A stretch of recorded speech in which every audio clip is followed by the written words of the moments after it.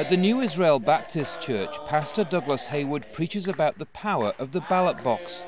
Now we're trying to encourage the rest of the people to get out and vote. It's very, serious. Like many church leaders, he's focused on inspiring young people to get involved in politics, but he's also acutely aware that it can be an uphill battle. I think voters are one of the most important things that there is because of our forefathers having such a hard time not voting at all and had a desire to. Now here we are, we have an opportunity to vote, and some people don't want to vote.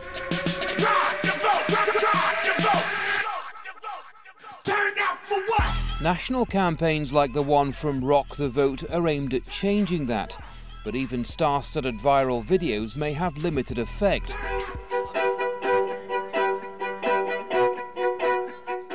While ELHALABY is a 25-year-old musician who moved to New Orleans more than a year ago, he's had plenty of chances to register to vote, and whilst he's aware of the midterm elections, they haven't piqued his interest. Like many young voters, he doesn't feel like there's anything at stake for him. Probably if there was like someone who was going to be elected, and he was saying, oh, if I get elected, I'm going to make street musicians' lives amazing. And I'm like, hell yeah, okay, it's time to go vote for this guy because it directly affects my life. But right now, I don't see that. Despite that, Louisiana has one of the highest rates of young voters in the US.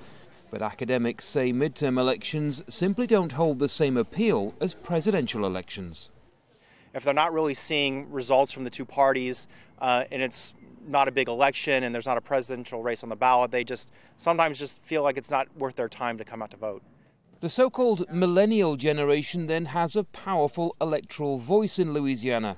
But here and elsewhere, young voters are increasingly shunning midterm voting.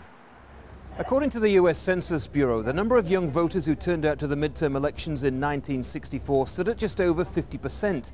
But by 2012, that figure had dropped to 38%.